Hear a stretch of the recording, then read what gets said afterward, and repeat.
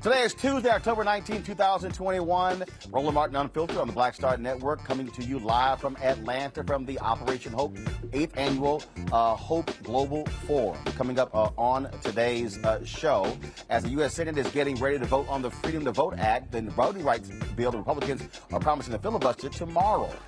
Folks are flocking to the White House, demanding Congress pass the bill. Pastor Jamal Bryant, who was at today's protest, will join us, as well as Pennsylvania's House Minority Leader. They are pushing for the federal law to help ease voting restrictions across the country. In Tennessee, a white juvenile court judge jailed kids under 12 for a non-existent law. The co-founder of a Nashville Civil Rights Group and a black juvenile judge will be here to tell us how this happened, ramifications of putting children that young in juvenile detention. The family of a South Carolina black man who died while in custody in the Charleston County jail is demanding criminal charges for those responsible for the killing of Jamal Sutherland. Will be joined by the family as well as their attorney, Ben Crump. A Virginia man shot by a sheriff's deputy is suing the department for $14 million, and Elijah McClain's family settles its federal lawsuit with the city of Aurora, Colorado, for his death. And Facebook must pay millions in fines after settling a suit with the Department of Justice for discriminating against American workers. We'll also, of course, be going live from here from the various speakers, including the CEOs of Etsy, PayPal, and others, including comedian Chris Tucker, all here from the Global Hope Forum. It's time to bring the funk. I'm Roland Martin Unfiltered on the Black Star Network. Let's go. He's got it. Whatever the miss, he's on it. Whatever it is, he's got the scoop, the fact, the find. And when it breaks, he's right on time and it's rolling. Best believe he's knowing. Putting it down from sports to news to politics. With entertainment just for kicks, he's rolling. It's on go, y'all. It's Roland Martin, rolling with Roland now. He's funk, he's fresh, he's real, the best, you know he's Roland Martin now.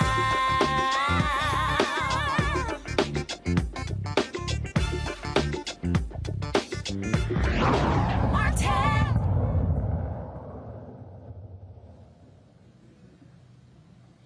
Folks, we're here in Atlanta at the Hyatt Regency Atlanta for the Hope Global Forum 2021. This is their 8th annual gathering. It is a live as well as virtual event.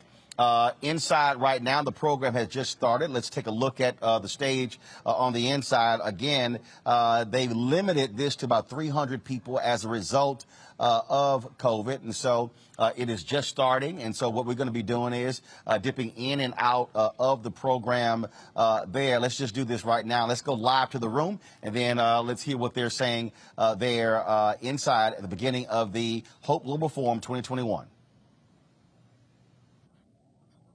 Especially our premier sponsors, because without our premier sponsors, we're not having this type of event. I want you to know that this event, for the first time, is going to be done in person and virtual around the world, and our goal is to have 1 million viewers watching over the next 3 days. Can I get a round of applause for that? First in history. So I want to thank Amazon as a premier sponsor, Experian as a premier sponsor, and Truist I got to stop them and show some love for truists. Now, I see Allison Robinson and Kimberly Dorsett and the team. Under their leadership, we're growing in ways that, even I didn't fathom 29 years ago.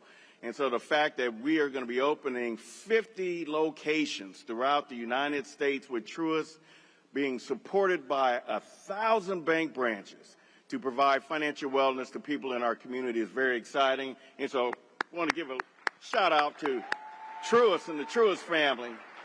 And then last but not least, Wells Fargo. I want to give them a big shout out because Wells Fargo, going back to the very beginning of these global forums, was our founding Hope Global Forum sponsor. And so thank you, Darlene Goins and Bill Daly and the team. So we really appreciate that.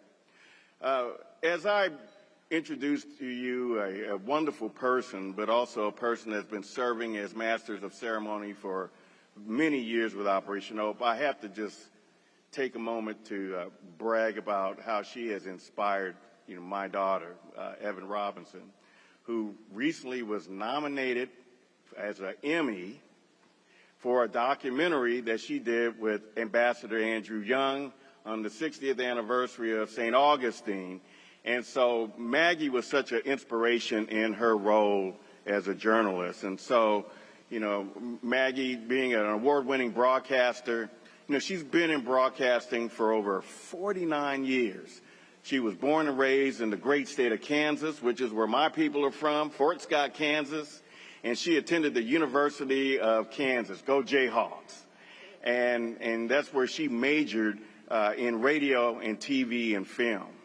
She began her career as a sports anchor for KU Sports Network, and she was also the first woman sports anchor in television in Wichita, Kansas, St. Louis, Missouri, and Washington, D.C.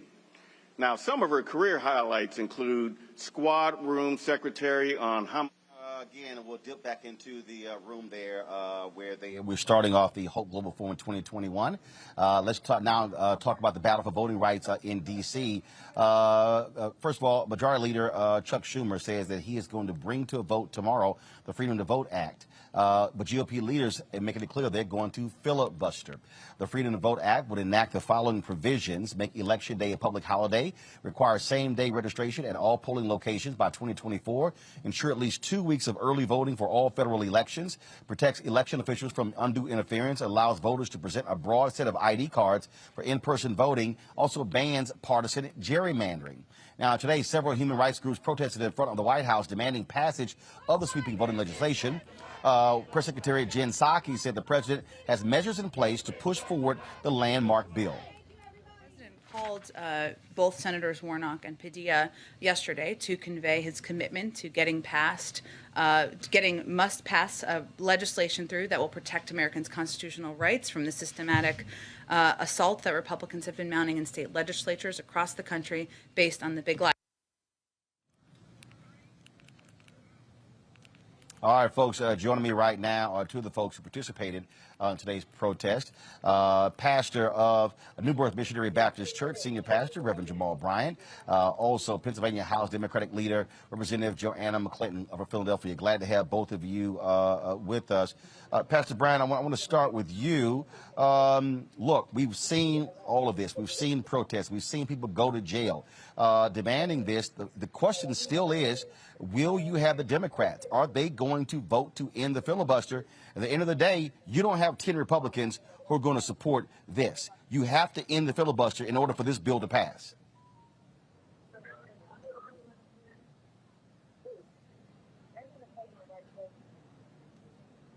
Jamal, can you hear me? I can hear you now, sir. Let's go. Okay, all right then. So, like I said, look, you got to have Democrats who in the filibuster. You're not going to have 10 Republicans who are going to vote to pass this bill. So the only way this thing moves forward is if Democrats in the filibuster. No, absolutely right. I came from Georgia, Roland, because Georgia showed the whole country the power of democracy and the power of our vote. by flipping the state. The reality is that millennials are solely responsible for changing the game and the narrative. And so we need both sides of the aisle to be held accountable and responsible. We were arrested outside of the White House today as a reminder to Joe Biden that he wouldn't have that place of residence if it were not for the black vote and all the more black young people who are voting. So I left out of being arrested today to come stand with these activists at Howard University tonight. I want let's now go to, of course, Leader McClinton. Again, the issue that we are facing right now is you have to get Arizona Senator Kristen Sinema, West Virginia Senator Joe Manchin to move on this. They've indicated they're not going to end the filibuster. So is tomorrow an exercise in futility? Tomorrow is definitely not an exercise of futility. If we have people protesting, marching, reminding President Biden how he got there last November, we're going to see some change. It is time to get rid of the filibuster. People all across America need to be able to vote without the threat of more voting disenfranchisement laws coming to pass. So, all right, vote takes tomorrow. Let's say it fails. What's next? If it fails, they need to go ahead and move on the John Lewis Act. That was sent to the Senate some time ago, and there's been no movement whatsoever. Pastor Bryant, but here's the deal, though. Even if you talk about moving on the John Lewis Act, you still don't have 60 votes for that. I mean, again, we can go back and forth on this. You have to have 60 votes if Democrats do not end the filibuster. So where are we going to be this time tomorrow night if they take a vote and then let's say it fails if they fail to end the filibuster? Okay, what's next? But then we go back and strategize. John Lewis was clear. He said in no uncertain terms that the vote is the most powerful nonviolent weapon that we have. So we're going to have to use it. It was a great activist that says we don't have permanent friends, we have permanent interests. And if the Democratic Party shows that they are not going to stand by the best interests of the marginalized and the oppressed, it's time for us to really reevaluate our priorities as we go into this midterm election cycle. Again, what we're seeing is Senator Chuck Schumer say they're going to move on this, but there's no indication that there are 10 Republicans who are going to vote. Are you concerned, Leader McClinton, that if Democrats do not get this done, that black voters are going to stay home in 2022 and say, we gave you the majority, we gave you the House, we gave you the Senate, we gave you the White House, and didn't do a damn thing with it? It's not so much about voters staying home. It's about them thinking that while we have the opportunity to do good, we rather say, oh, we can't get enough votes and shrug our shoulders and say there's nothing to accomplish. I'm reminded of the words of Congressman Lewis. Where's the good trouble? Where are our leaders in Congress getting into good trouble when we need them to protect the voting rights of people all across our country? What are they doing about it? And how can they keep the people who came out in droves just last year excited about the opportunity to participate and choose leaders who will be active? To that point, Pastor Bryant, that is a concern, that if you do not see action on the part of Democrats, black voters and others will say, hey, why should I give you more votes? Why should I put more Democrats in power if you didn't use the power that we already gave you?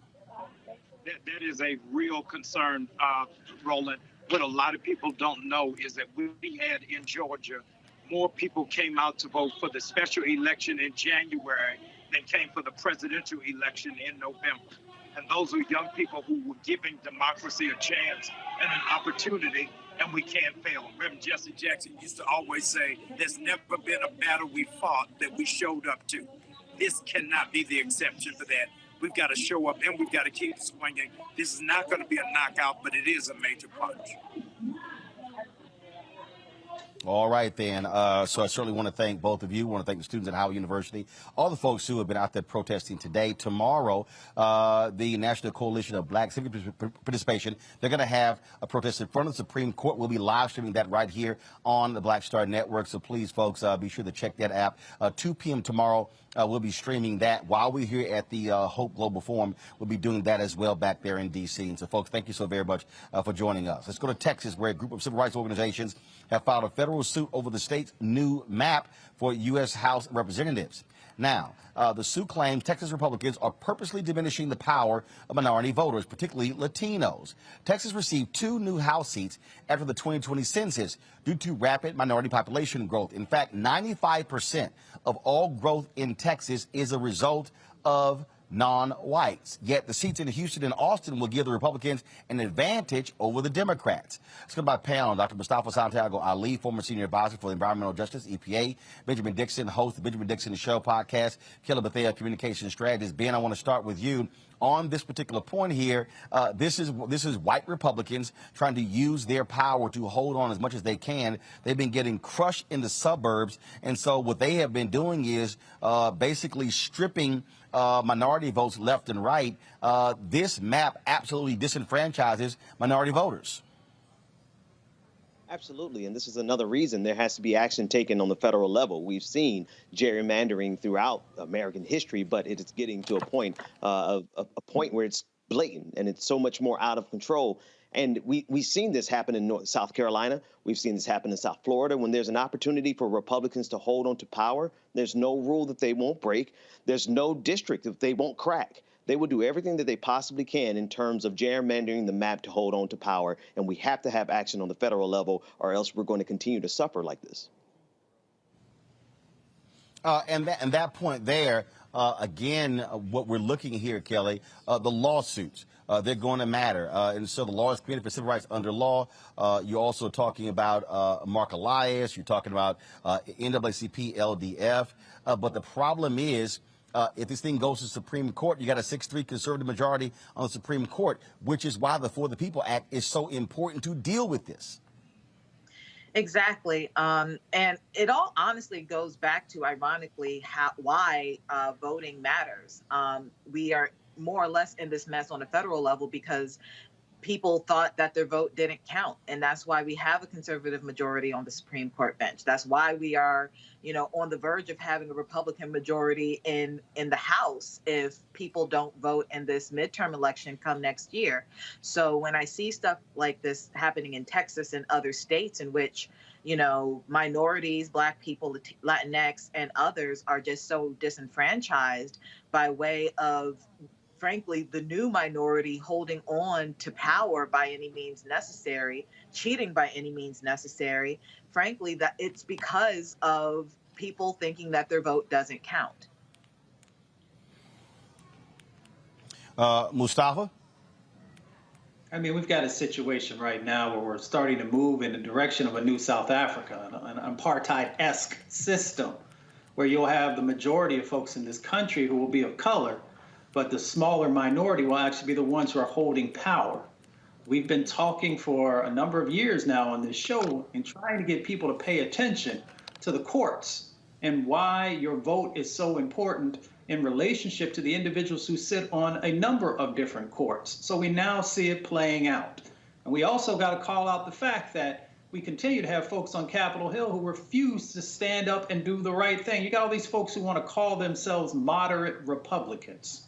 You got folks like Rubio, well, Rubio's not so much, but Collins and Murkowski, and you got the folks like Mitt Romney and others who continue to not stand up and do the right thing. They could at least make sure that their vote for the historical count was in the right direction. And then, of course, we could end all of this foolishness very quickly if both Sinema and Manchin were willing to do the right thing. If they don't want to do the right thing for folks of color, do the right thing for democracy. Do the right thing for your country, because you are literally eroding democracy.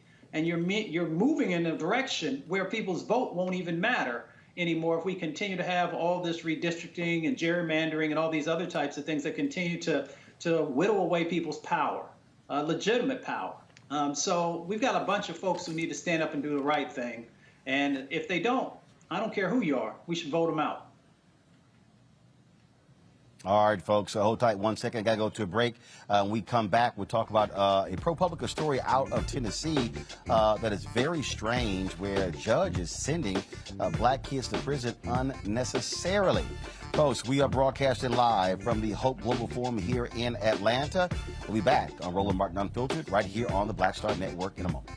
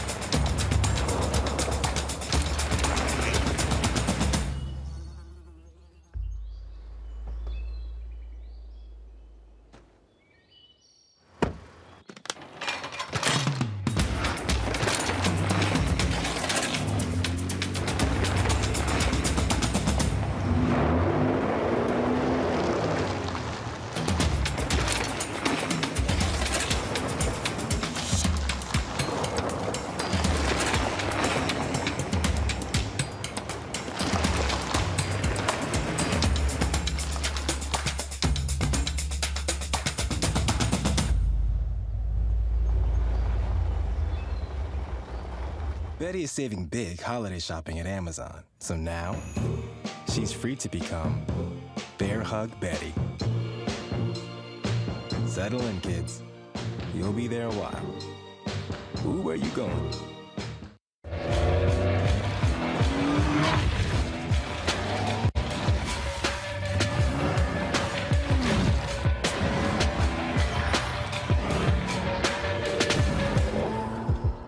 Hey everybody, it's your girl Lunel. So what's up? This is your boy Earthquake. Hi, I'm Chaley Rose, and you're watching Roland Martin Unfiltered. Okay.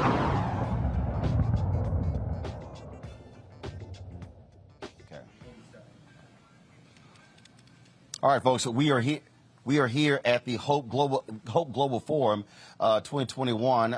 Is they're meeting the moment. Their hashtag is hashtag HGE21. Let's go inside of the room where the conference actually is taking place. Again, they have the CEOs of Etsy and PayPal and others who are speaking today. Of course. So let's take some of what's in the room. Plastic, not inherently reusable, but with Rees, we've re-engineered how these bottles are made. They're completely reusable, airtight, leak-proof, and we have a pre-labeling system, so there's no more playing what's in that bottle, which is not a very fun game to play. And why does this matter? Well, the toiletry container market is a $29 billion market. And most of those containers are inherently one-time use and inherently always made of virgin plastic.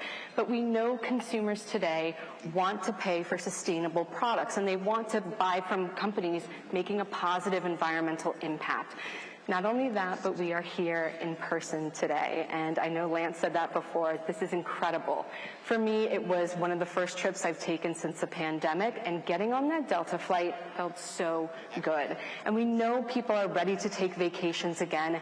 We haven't launched yet. I should first say that. We haven't launched, but we still get about 400 unique views to our website every month of people who are organically searching for reusable travel bottles. So there's nothing in the market that is like ours that exists today.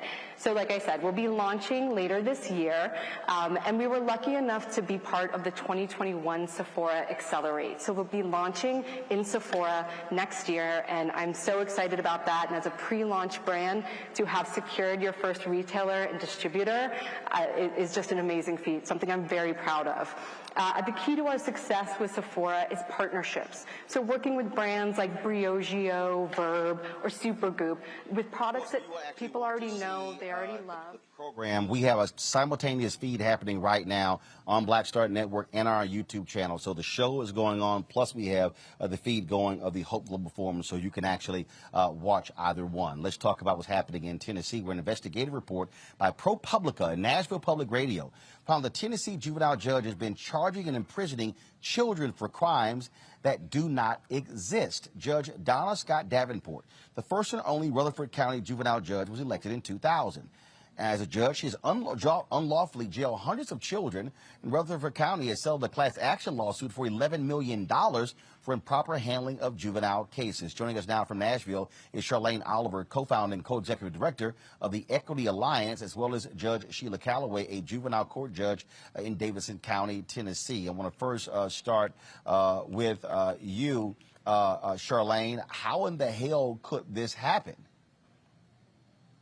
Your guess is as good as mine, Roland. I'm so glad that Mayor Bryant from NPR unearthed this horrible story that's happening right here in Rutherford County, just 45 minutes from where I live.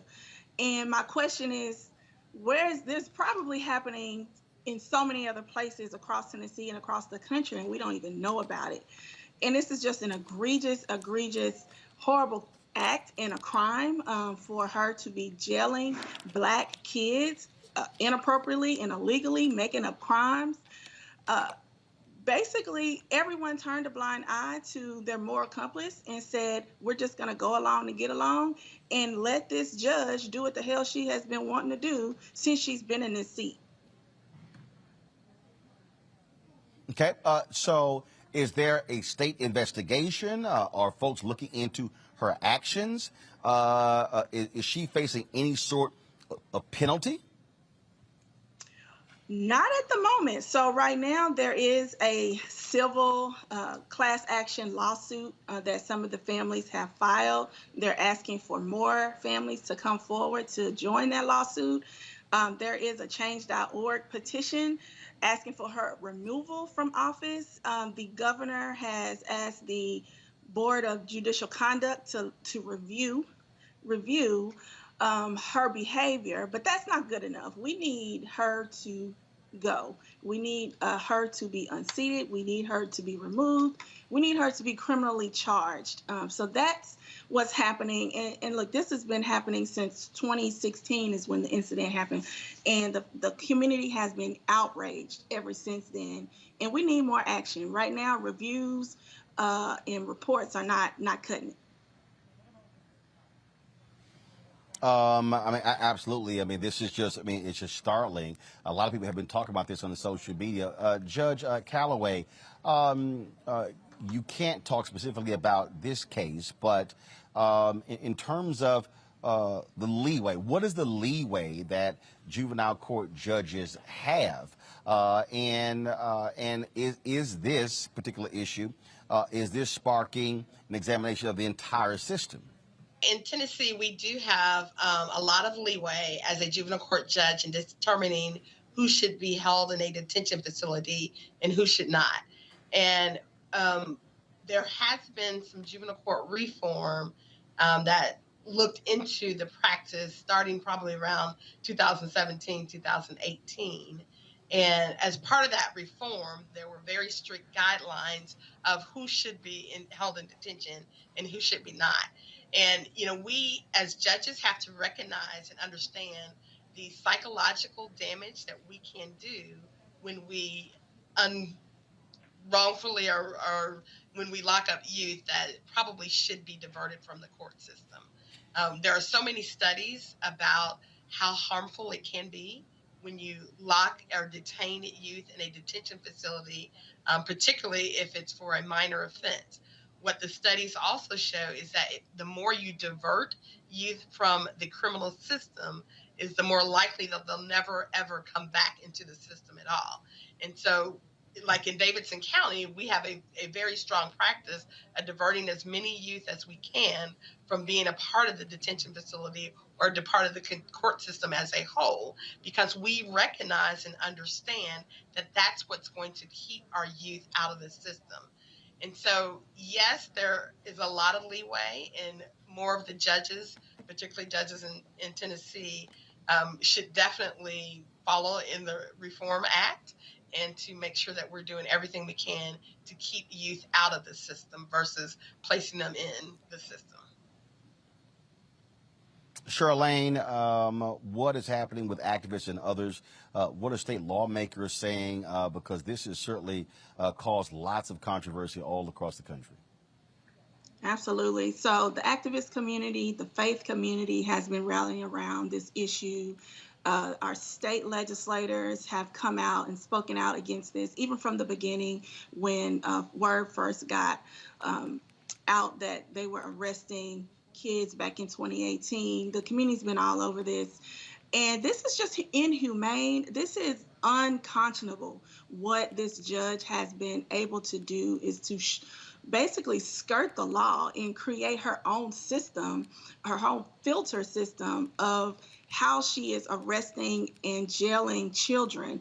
So we are looking at, one, as the Equity Alliance, we've been organizing in Rutherford County for several years. We've got organizers on the ground talking to folks.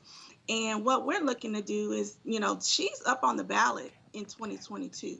And we do electoral organizing, and we're looking to unseat her in 2022 when she becomes the ballot. No one's run against her since the position has been created. She's been the only one in this office. And what's happening in Rutherford County, it is the second largest county, fastest growing county in the state. Black folks from Nashville are being displaced because of gentrification and being pushed out of their homes. And all of those Black folks are spilling over into Rutherford County. So they don't have the representation and political power that they need. But we're going to look to change that in 2022 because this is just outrageous. We can't have people like this. She should never see the light of a courtroom ever again. This is just the level of atrocity to damage these children has, it's just blatant racist. Let's just call it what it is. It's just racist. And we're looking to take action. What you can do, it may feel like, what can we do because she's in such of a powerful position? But we know that the power of the vote is one of the most powerful tools that we as citizens can use. And the Equity Alliance is going to be here organizing come next April. Judge, real quick, has this had any impact on you and other juvenile judges, people looking at your cases, looking at your actions? I think it has some effect on the rest of the judges across the state. Here in Davidson County, we use a evidence-based juvenile detention risk screening instrument in order to determine who should be held in detention and who should not be. And it is so important that all of the judges understand the psychological effect that it has on children when you detain them, particularly if they can be held safely in the community with appropriate services. When we use our risk screening instrument, it only determines those who might be an imminent threat to the community are the only ones that get held into detention. And it's important that all of us be transparent and look at how we are choosing who we lock up in detentions. And I cannot say it enough that if we are doing it on a level that is transparent, that people can see the decisions that we're making, and it's based on an evidence risk screener, then you wouldn't have the problems that we might be having across the state. Charlene Oliver, Judge Sheila Calloway, we certainly appreciate both of you joining us here on Roland Martin Unfiltered and the Black Star Network. Thank you for having me. Mustafa, I want to start with you. When we look at this this case here, I keep telling people, you go back to elections. This is an elected position. This is why voting matters. Your vote is critically important. You know, we will keep yelling it from the mountaintop because when you don't pay attention to the individuals who are running for these critical positions, you get these types of individuals who do not have any regard for your community, for your children. So if you don't want to vote for yourself, vote to protect your children. You know, when you have these types of individuals, one, we got to make sure that there's an annual review of all of these judges, of what their dockets have looked like and what have come out of all these different types of situations that are going on. You've got a judge right now that's dealing with fake laws and getting away with it. So, you know, there's a review that's going on around unethical behavior, around judicial misconduct. So you've got to make sure that that process plays out and that it's transparent and that people stay engaged with it. And then if you can get that person removed, you know, hopefully before you even have to wait for the election to happen, then you focus on getting them disbarred because there's a direct correlation between these behaviors that are going on and being able to be disbarred as well. So there are a number of different aspects that we have to pay attention to, but it all goes back to, Roland, what you mentioned right at the beginning of this, and that is your vote and being clear about whom you are voting for or not voting for. The thing here, Kelly, when we talk about this all the time, I mean, the actions of this judge, not only does it have a negative impact on these black kids, it also has cost the county $11 million. I mean, this is one of the most evil things that I have heard of in a very long time coming from a judicial branch of government, especially locally. Without question, this judge needs to go. She herself is a waste of space, let alone the waste of tax dollars being used to pay her salary, her being a judge, because it's not just about arresting children, even though that in of itself is egregious. You are destroying lives. You are destroying families, and you are being the catalyst for that school to prison pipeline for children who, frankly, didn't do anything wrong because the law that they are arrested under does not exist. So for her to basically be judge, jury, and in a very real sense, executioner to Black children, it is absolutely disgusting. And I was reading about, I've been following this for a second since it came up on social media, maybe like last week or so. And the levels of unethical behavior that this judge has done, including having a radio show while she still presides over the bench, talking about present cases and the like, I don't see how no one has caught this. It is an egregious error on so many levels of law and ethics and civics that whoever was involved in keeping her there, in addition to herself, they all need to go. Ben. Roland, as I was listening to the story and reading about it, it reminded me of the Philadelphia County Judge Michael Conahan, who got arrested and sentenced to 17 years for the Kids for Cash program that he had, where he was literally finding children guilty and sending them to juvenile detention in exchange for cash. Now, he's since been let out because of COVID-19, but it just speaks to the level of insidiousness that we get from people who are supposed to be judges over us, that they would be able to ruin lives for, in this case, cash. And in the case of the judge that we're speaking about, I'm curious as to her motivations beyond just the pure racism of it. And I think that there should be many investigations. There's no reason for a judge to be in position. She should be in jail, quite honestly. I agree. All right, folks, got to go to a break. We come back. We're going to talk about several other cases. One, this black man killed in South Carolina. We're going to hear from Ben Crump and the family's attorney about that, as well as get an update from Ben on the trial of the man in Georgia, here in Georgia, accused of killing Ahmaud Arbery. Also, we're going to be, again, hearing from various CEOs who are speaking here at the Hope Global Forum. Right now, there's a pitch competition that is going on, and so we're going to take some of that before we go to break. You're watching Roland Martin Unfiltered right here on the Black Star Network.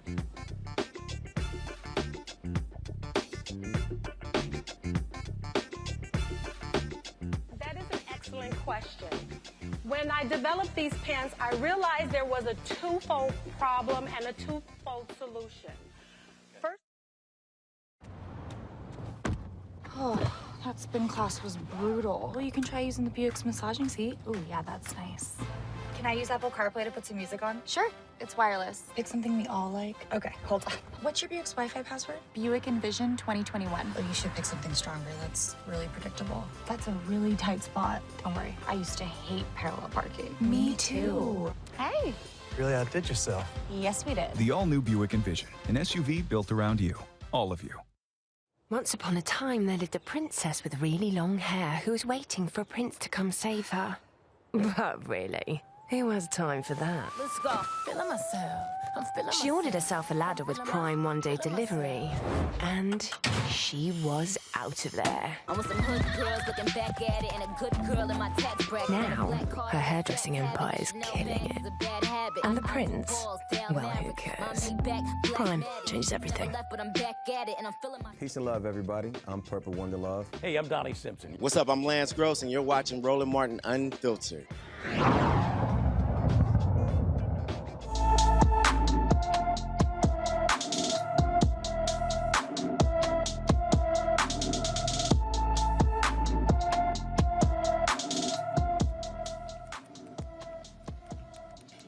All right, folks, 35-year-old Wilford Kitterson III has been missing from Opelousas, Louisiana since October 5th, 2021. The 5'10", 200-pound man was supposed to have returned from a trip to Bastrop, Louisiana, but police discovered his empty vehicle on October 8th. He has black hair, brown eyes, and both of Wilford's ears are pierced. Anyone with any information related to the whereabouts of Kitterson, please contact the Opelousas Police Department at 337-948-2500. Again, that is 337-948-2500.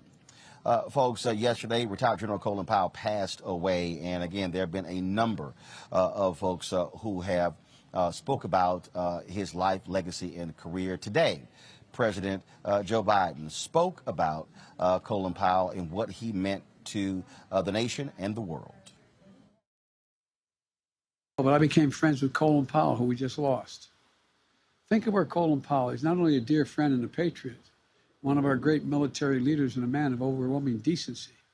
This is a guy born son of immigrants in New York City, raised in Harlem in the South Bronx, graduated from City College in New York. And he rose to the highest ranks, not only in the military, but also in areas of foreign policy and statecraft. This is a guy, and we talk about it, who had teachers who looked at this African-American kid and said, you can do anything. So all I want to say to you, really, is don't underestimate what you do. I want to go to my panel here. I am not going to read the statement, but Kelly, the pathetic orange man certainly showed exactly who he was by releasing first of all, it's not a shocking statement, how he just trashed the legacy of Colin Powell. But here's what's interesting. You haven't had any Republicans who have had the decency to publicly call him out for the pathetic statement he sent out. That shows you that they are willing to allow this degenerate to say whatever he wants to say, and they won't even have the guts to stand up for a true American hero. That's exactly right. First and foremost, I'm glad you did not read the statement, because I don't respect Gutter Snipe nor the words of Gutter Snipe, because that's exactly what he is, and that's exactly what those words were from. But the fact that this man, if you even want to call him that at this point, still has, really, for lack of a better phrase, he has the Republicans by the balls at this point for no real good reason outside of white power trying its damnedest to stand on its last leg and be preserved. And for whatever reason, he is representing all of that. And because they don't want to lose the power, the little power that they have, Republicans are rallying behind him because that's where their base is, as opposed to denouncing him and moving the base away from degenerates and back to a modicum of what Republican values are supposed to mean and represent. But back to Colin Powell himself, again, he was an incredible man. Everything that has been said about him from his friends and colleagues is absolutely true. He was respectable. He was respected. He was he redefined dignity. He redefined integrity. It takes a lot for a man to admit that he made a mistake, let alone the most powerful black man in America at that time to admit that he made a mistake. He was Obama before Obama existed. he was a hero to so many, myself included. I had the privilege of meeting him when I was 12, and I wrote about it on my Twitter feed. I won't go into it here, but it's a cute story about a 12-year-old who meets her hero, because that's exactly what happened.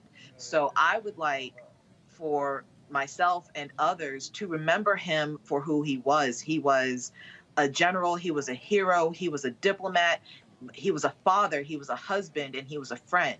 I'm not going to besmirch his memory by harping on that of a gutter snipe's opinion. I'm not going to do that. Right.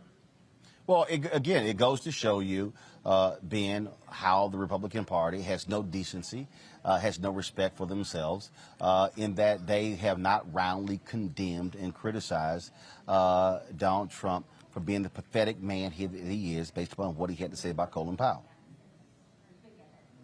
And they absolutely love how pathetic and how mediocre Donald Trump actually is, because he's become the symbol of their hope and their potential, because they themselves are relishing and languishing in mediocrity. But in terms of Colin Powell, what he represented to a lot of black people in this country, and like Kelly mentioned, he, to be able to look at the cameras and say, yeah, I got that wrong.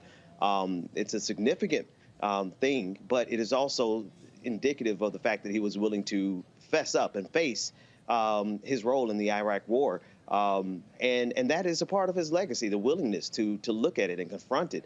And I just want to juxtapose it to what you could expect, honestly, from when George W. Bush passes away. I think you're going to have Republicans lined up protecting his legacy and all over the television doing things. And so, of course, they wouldn't tolerate that from Donald Trump at that time.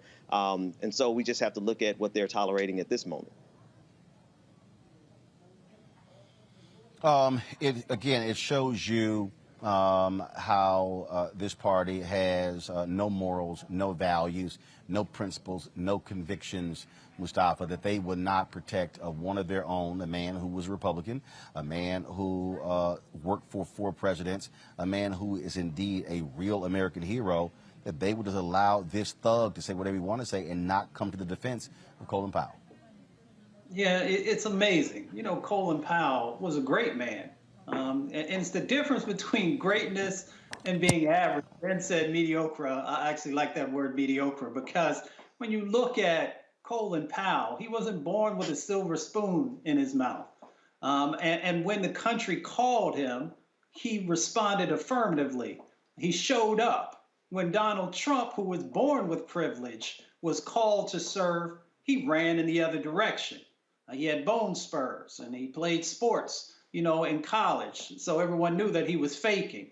And then Colin Powell also had to be able to navigate, the racism that existed inside of the military and inside of society, and it didn't allow it to make him bitter.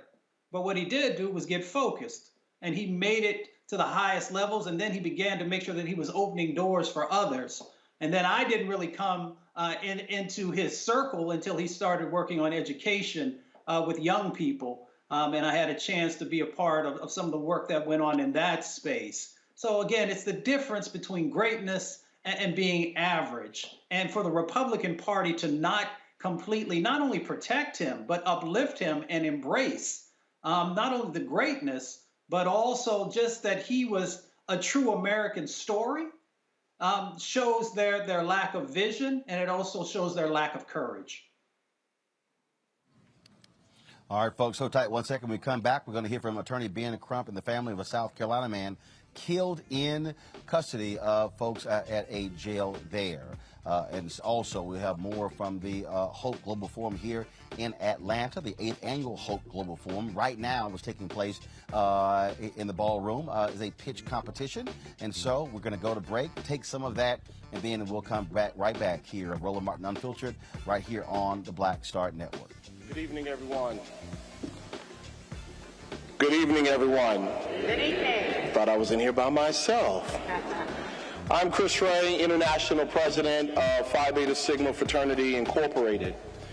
Since 1924, the men of Phi Beta Sigma have been encouraging economic development through entrepreneurship and supporting the black business in our local communities.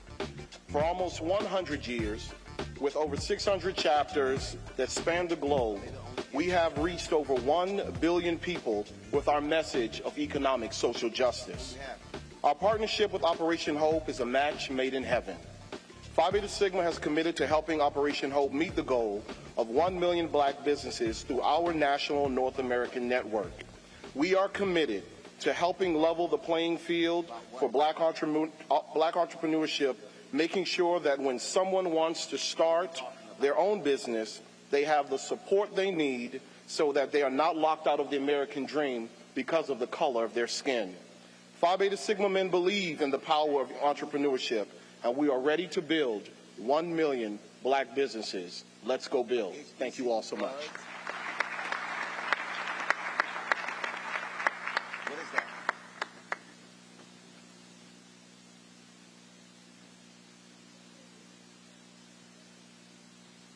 Give everybody a round of applause again, please.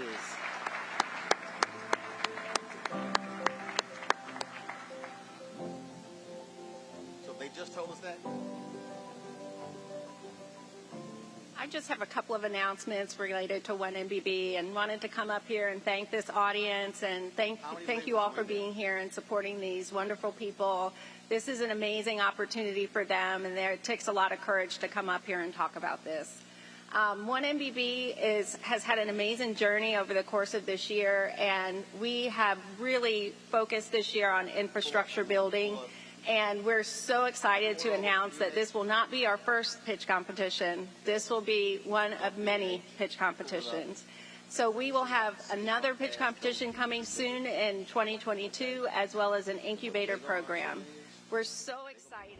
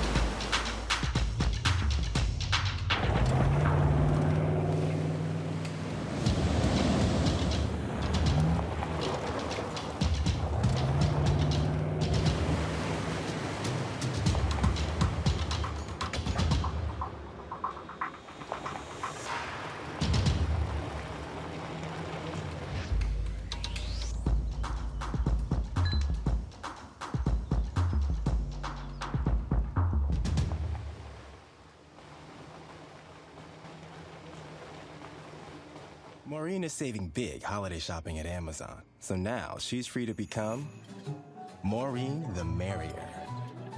Food is her love language, and she really loves her grandson.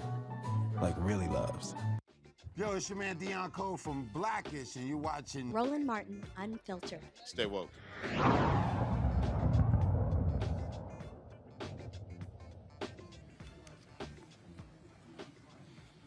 All right, folks, welcome back to Roland Martin Unfiltered on the Black Star Network. We are here at the Hope Global Forum 2021, meeting the moment. The hashtag is HGE21. If you actually want to see the opening of the program, you can go to our other feed on the Black Star Network as well as on our YouTube channel to check that out. And so we, of course, are going to be here today, tomorrow, as well as on Thursday, broadcasting from here. And so a number of folks are speaking, an amazing roster of folks. A little bit later, Chris Tucker is going to be here as well. Earlier, Ambassador Andrew Young came in here. Always good to see him. Tommy Dortch, of course, 100 Black Men. He's here as well.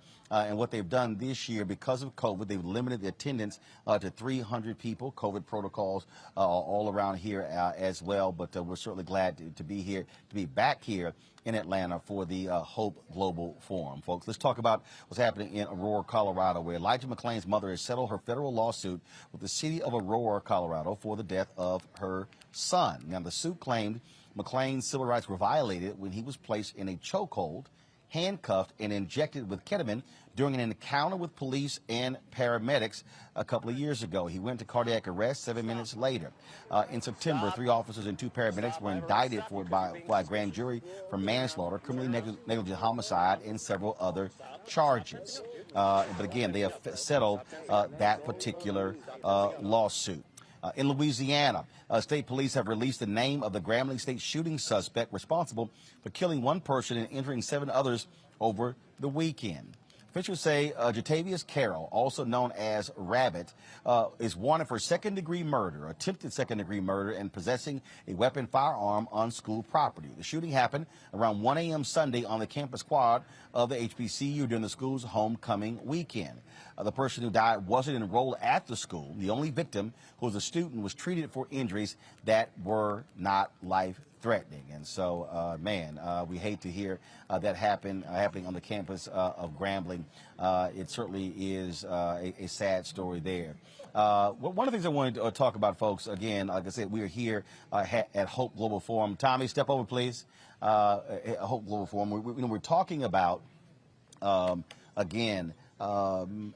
economics and the impact on people of color, on the poor as well. And so one of the things that John Hope Bryant has done in the creation of Operation Hope has really been using the power of their network to be able to change the credit scores of individuals, of people all across the country, regardless of their background. But what he does with this particular forum is bringing together major corporate leaders and business leaders to also drive economics and really focus on black economic social justice. That's one of the reasons why we've been here very supportive of what John does, because when we talk about where we are in this country, post George Floyd, all of these companies committing billions, or announcing, let me be real clear, announcing billions of dollars that they're going to be pouring into black organizations, black companies. Well, a lot of that actually has not taken place.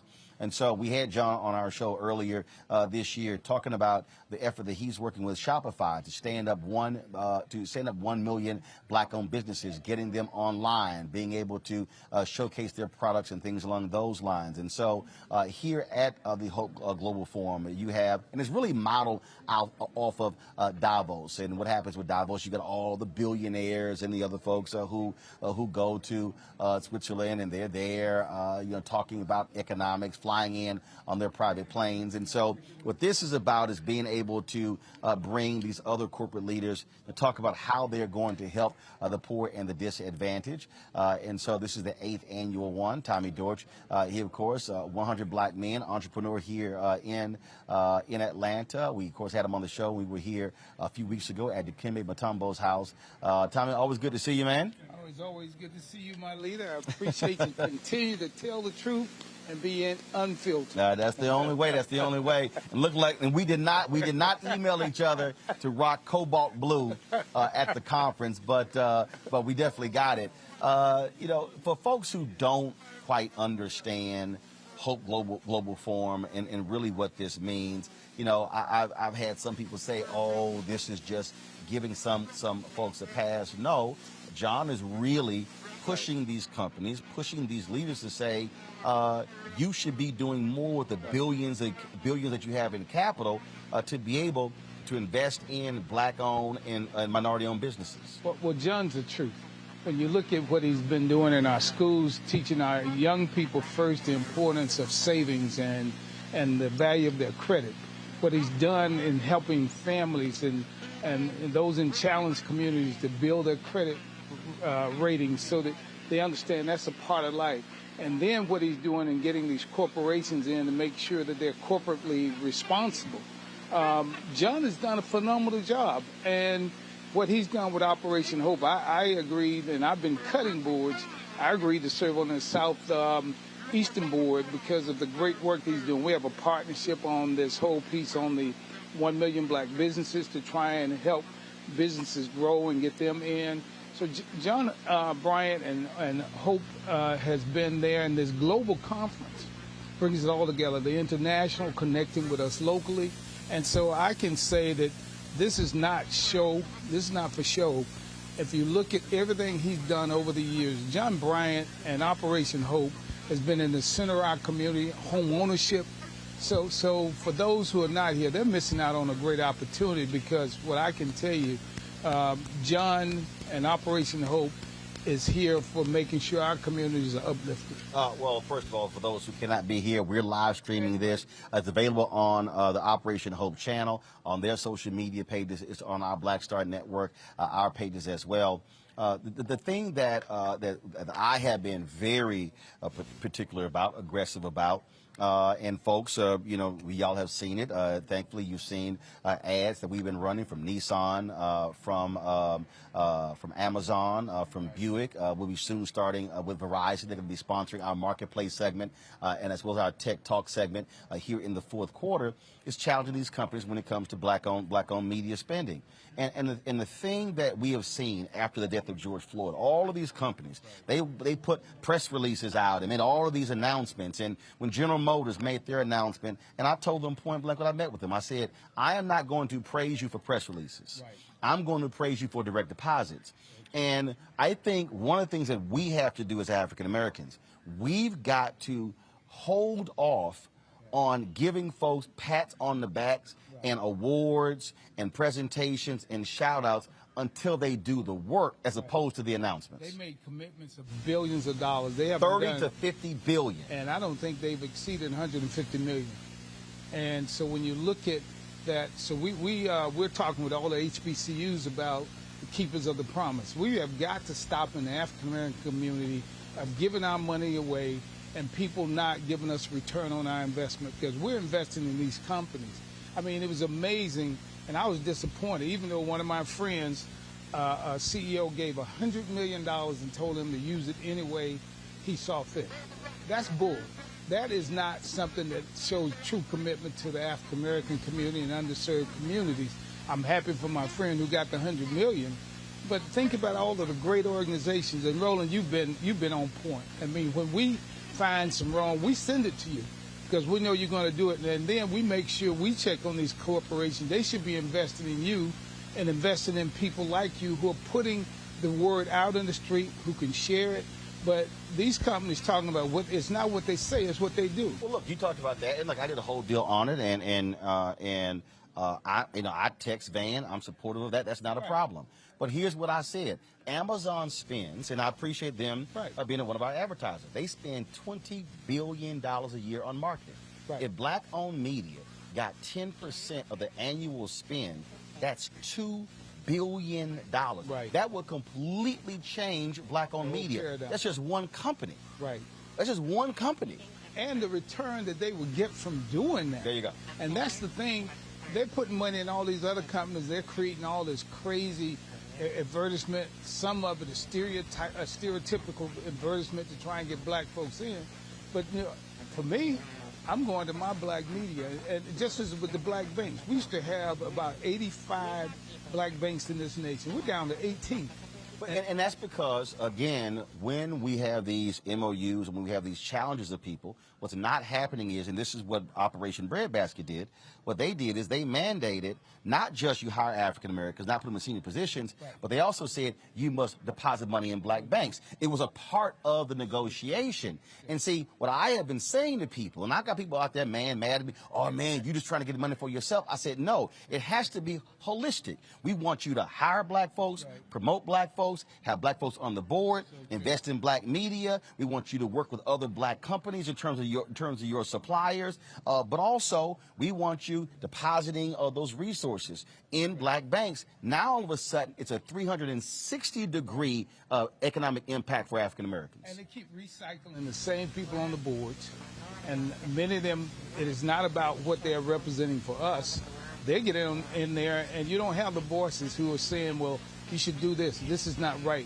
And so when you get people on the board who really are advocates, they move them out when their term is gone. And then when you look at the numbers, the sheer numbers of black folks there, but for us, they need to understand when they invest in folks who speak truth to power, people like your organization, Rashad Ritchie and others, then what they will get is people who will say, that's a good company.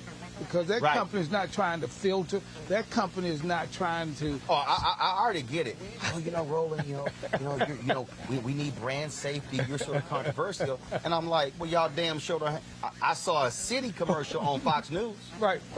So true. I saw an Advil commercial on Fox News. And look at Fox News. I saw Nutrisystem spots on Fox News. That's right. I guess they're not controversial. And look at those companies who invested in President Trump and think we're supposed.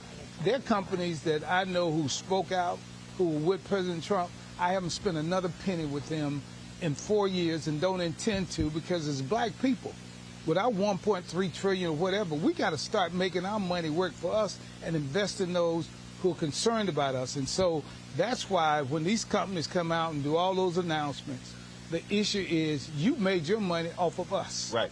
And so, and off our brown brothers and sisters. So you got to invest back in it. It's good business when you reinvest, because at the end of the day, if we're watching you, that should say, oh, we need to go where people are listening to him rather than these shows where you put money out there. I mean, it's amazing, but Roland, I have to say that, and I've said it to you so many times, and I remember when you told me you were getting ready to move in this way. You kept your promise, you kept your commitment, but for us in our community, the 100 black men, and we're so proud to have you as a member, our whole piece is we got to support the people who not just support us, but who are globally making sure people who've been left out and left behind, and that's what you do. And so for those corporations, we have to do, and we're working on getting a report card, working with HBCUs and said we're going to do a report card. That's right. And these companies that aren't HBCU campuses, I make it clear to them. I'm on the board of FAMU and CAU, and I work with Fort Valley and those. I said, look, you can't keep giving our money away, and you aren't giving opportunity to do side business. So my attitude is you can't hold others accountable if you aren't doing it yourselves. And so with that, Roland, without your voice and voices like yours out there, our community is not going to grow. We got to hold the consciousness of people, hold them to what they say they're going to do. But at the other end of that, I love the way those companies who have been doing right, you give them their praise. Yeah. And these other companies need to know they can get their praise. That's it. And that's the way it goes. I will shout you out, praise you.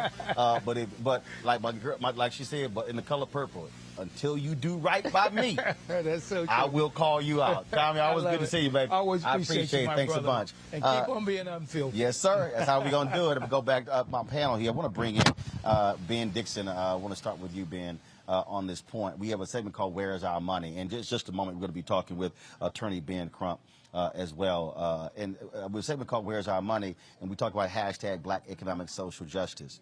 And Ben, it's a trip because I've had black people in my chat, on Instagram, on Twitter, on LinkedIn.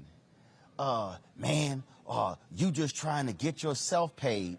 And I had to walk these people through. And I had a conversation, Ben, just yesterday with somebody. And I said, think about this here. When Carlos Watson did an interview with somebody and said that Ozzy did $50 million last year, I walked this guy through and I said, do you understand that if we got $50 million in advertising, I could literally say, I'm going to hire 200 black journalists and pay them an average of $100,000. I would spend $20 million. And let's say it's another $10 million for health care, benefits, and, laptops, all that sort of stuff. I mean, all the stuff you need. So now you spend $30 million. You still got 20 left. You still got $20 million left to run the operation. That's 200. That is actually right now in the Baltimore Sun. I need everybody to listen to me. The Baltimore Sun right now has a newsroom of 50. So imagine what we could be able to cover, shows be able to develop. That's what happens when we are frozen out of our economic peace. It's not just, you benefit, but we literally can't hire the people watching, your children, those who are graduating. We can't be able to grow and build. That's why we're arguing for our fair share, not just of black media dollars, but every black-owned company, because you got to build capacity. Absolutely, Roland. This type of work, I don't know who those people are in your mentions, in your messages, but they clearly have no idea what goes into putting on a production like you put on every single day, because it costs. And a lot of white America has become accustomed to black folks pulling off miracles because we've had to in the past. But I'm glad that we're in a different position today because we don't have to do like Mary McLeod Bethune and pull off a miracle and start an entire university with $1.50 anymore, right? We have the right to say, pay us. Run us our money because, first of all, our content is better than anything you're going to find on most of these other networks in the first place. So not only is it a good investment in terms of liberation, it's a good investment in terms of content because we stay bringing stuff unfiltered and unrefined, just ready for the masses. I mean, I'll give you an example, Mustafa. So here we are, Anthony, on that camera right there. And so I just want people to understand, in terms of how we operate. And so you take this shot here, and so you see what our setup here is. And so, get a shot there of Henry. Anton's over here. In terms of our whole setup, our whole footprint. This is what I'm talking about. When you see, Mustafa, when the MSNBCs of the world and the CNNs of the world, when they go out, this is the kind of footprint that they actually bring. This is what happens when we are able to get that investment. Now what then happens, you can be on the scene, you can build, you can grow, you can be able to report. We're going to be live streaming here for the next 3 days, all day today, all day tomorrow, all day Thursday as well, doing the show here on Friday as well. This is what we're talking about. And so there's a reason why black-owned media does not have a large enough voice, because if you don't have the dollars, you can't build capacity. There's a reason why pre-COVID, we had 2.6 million black-owned businesses in America. 2.5 million had one employee. That's not a business. Of the 2.6 million, they were doing an average revenue of $54,000. So truth be told, pre-COVID, Mustafa, we only really had 100,000 black-owned businesses, because I don't count if you had one. That's not a business. That's just one person. And this is how we have to get our people to change their mindset in terms of how we support, how we push, how we advocate, and how we make demands. Right, and that we're worthy. Sometimes, I know I've been through it myself, understanding that you have worth and that you have a lot to bring to the table. And that's why we have to make sure, one, that we are supporting our own, but then we also got to make sure that folks who are using our dollars, that they are reinvesting inside of our businesses. Because, they'll put black and brown faces on a brochure, or they'll let you come on for 2 or 3 minutes and tell a story, but it usually ends there. So that's why this show, this network is so incredibly important, because, you get the fullness of what's going on, and you get the stories that are happening all across the country. You in the airport almost every day, or you guys are in the van traveling around, showing up in the locations that no one else or many others won't end up being at. So it gives our folks an opportunity to know that there's somebody who cares, that there's somebody who values what they are doing, and making sure that those stories are actually out there, because representation matters.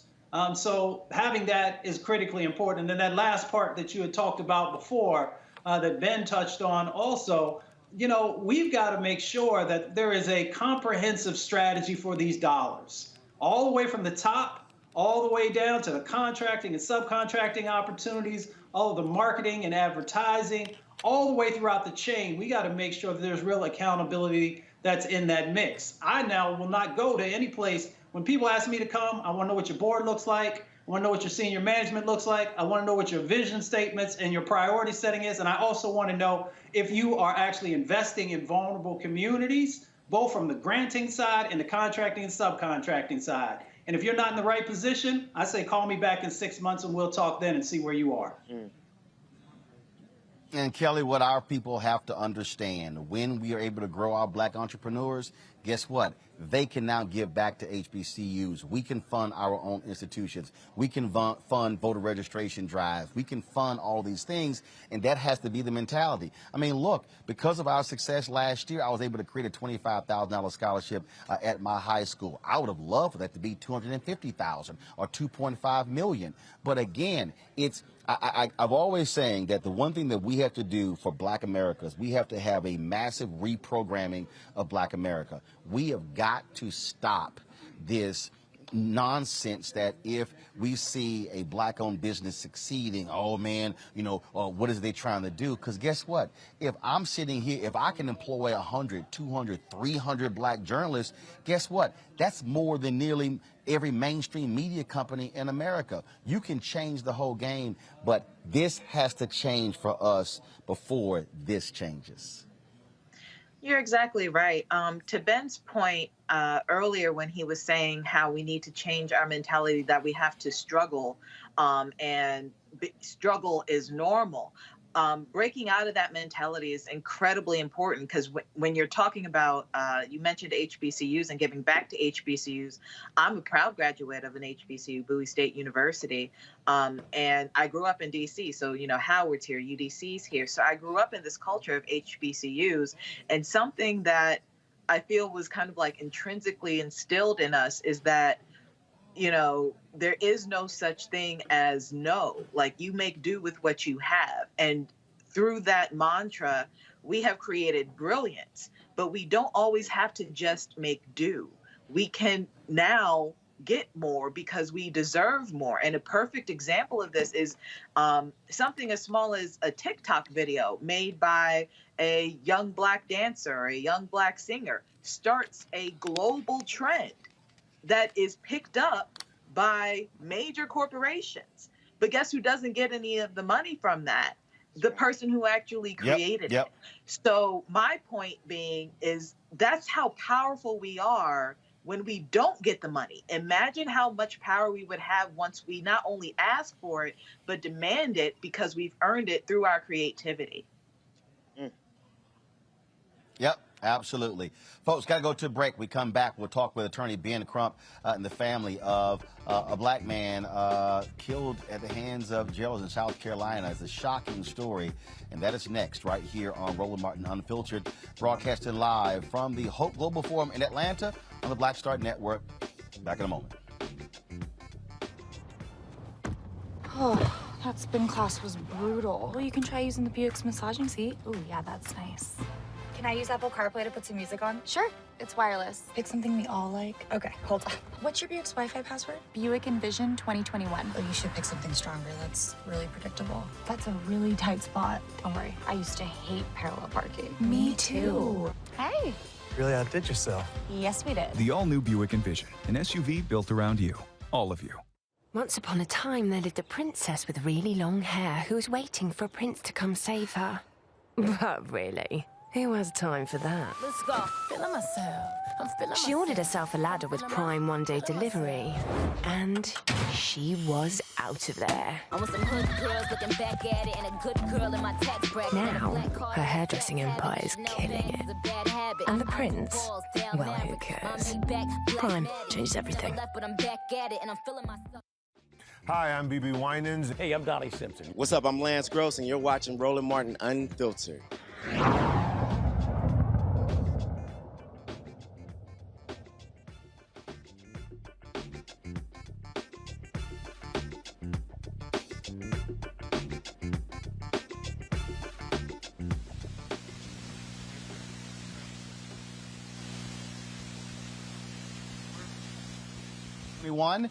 Here in Atlanta, the 8th annual, and so the sit-down conversations already started. If you want to actually see that our other feed, you can see that. We'll be restreaming it in its entirety as well.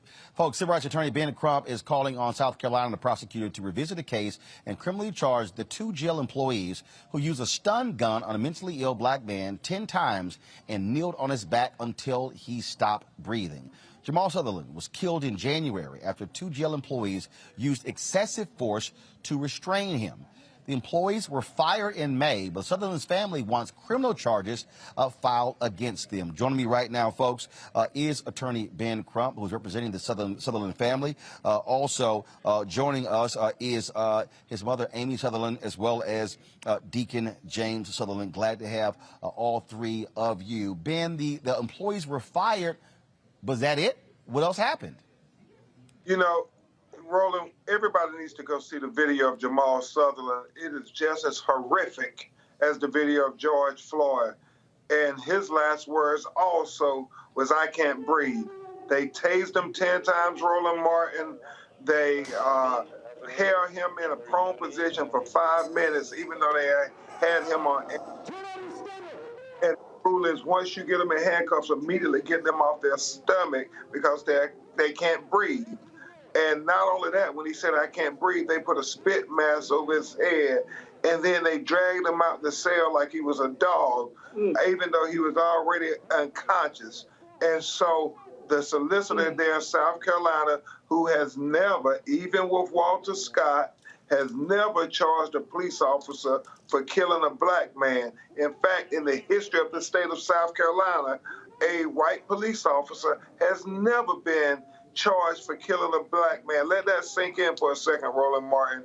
And so his family are demanding full justice, not just partial justice.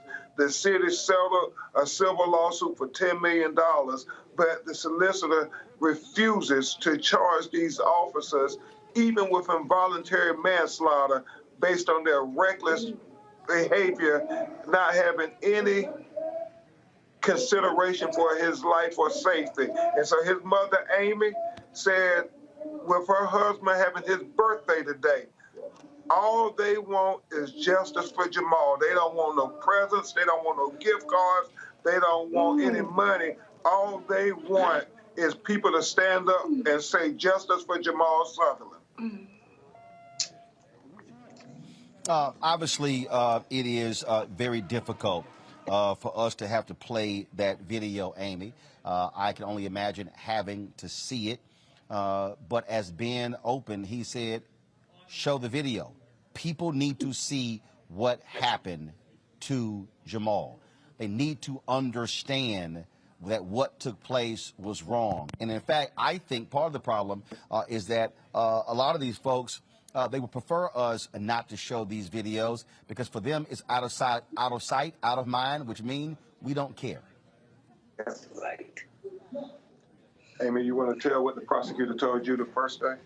Well, when we met the prosecutor, the first thing she said, even before she knew anything about us, she said, I'm not going to charge them because that's what they were trained to do.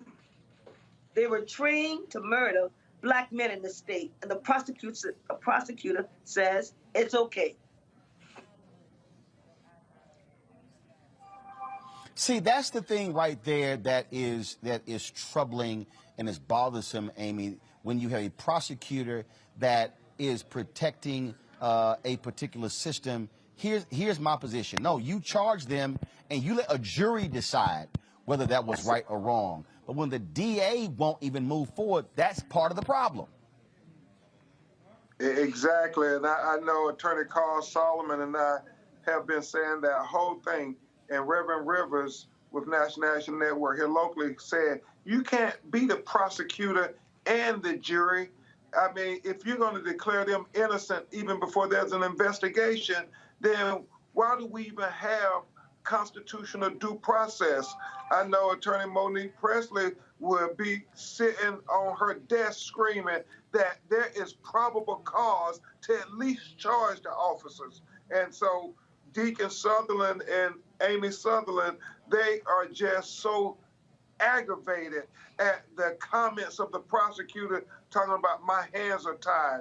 We hear that all the time with the federal government. They say, oh, the bar is too high. Well, it's only high, Roland, when it's a white person killing a black person.